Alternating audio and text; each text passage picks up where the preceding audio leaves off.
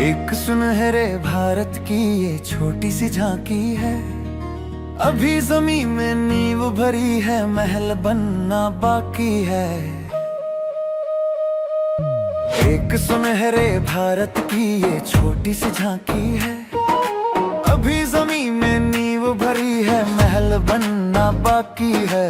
मुश्किल से तुम मत घबराओ, बाधाओं को गले लगाओ। नए भारत का जज्बा लेकर हिम्मत कर आगे बढ़ जाओ। अभी तो चलना सीखा है, हवा में उड़ना बाकी है। अभी जमीन में नींव भरी है, शेष महल बल बाकी है। एक सुनहरे भारत की ये छोटी सी झांकी है। अभी जमीन में नींव भरी है, महल बनना बाकी है।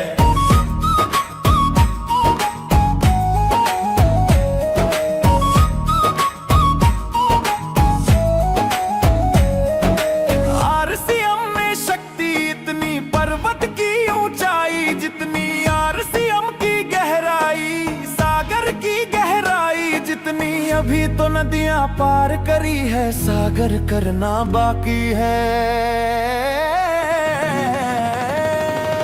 अभी जमीन में नींव भरी है, महल बनना बाकी है।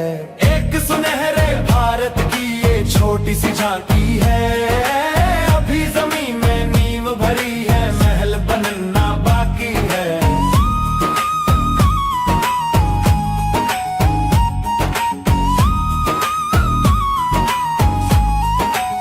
सच्चाई से, नैतिकता से अपने और अपने परिवार के सपनों को अगर पूरा किया जा सकता है तो उसका एक ही जरिया है आरसीएम। छत्तीसगढ़िया और हम तीन दीपक, सेवा, स्वास्थ्य और संस्कार, इन तीन दीपकों की रोशनी से इस पूरे भारत का नव निर्माण कर रहे हैं। मैं बहुत सौभाग्यशाली मानता हूं खुद को कि मैं इस मिशन का एक सच्चा सेवक हूं। स्वास्थ्य को प्राथमिकता दीजिए और संस्कार ऐसे डालिए अपने बच्चों में गुरुकुल के माध्यम से कि वो संस्कार आपके बच्चों में जाए और वो संस्कार आरसीएम की पहचान बन जाए कि भारत 2047 में दुनिया के नेतृत्व करने वाला शक्तिशाली भारत, महाशक्तिशाली भारत बने। और वो महाशक्तिशाली भारत बनाए कि हम सब के जिम्मेदारी है, अपन अपन क्षेत्र में जम के मेहनत करे के जिम्मेदारी है। त्रिलोक चंद जी का उद्बोधन सुन रहा था तो ऐसा लग रहा था कि इस मंच से कोई संत सामने आए हुए भक्त जनों को संबोधित कर रहा है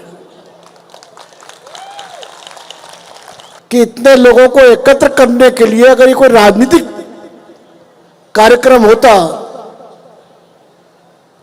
तो मालूम नहीं हमको कितने संसाधन इसमें बिखेरने पड़ते। त्रिलोक चंद जी, कि आपने 25 साल में इतना यश कमाया है। मैं सेल्स का बंदा रहा हूं, मार्केटिंग का बंदा रहा हूं, लेकिन आज मैंने आपको अपना गुरु मान लिया। 3 और उद्देश्य हमारे जीवन में जुड़ गए हैं: सेवा, संस्कार और स्वास्थ्य। अगर हम लगातार इस पे भी काम करते रहे और लगातार हमने लोगों को जागरूक किया तो शायद हम सब बहुत जल्दी एक नए भारत का निर्माण कर पाएंगे। और सर को ये वादा करना चाहते हैं हम कि सर, हम खुद के लिए नहीं जिएंगे, हम इस देश के लिए जिएंगे।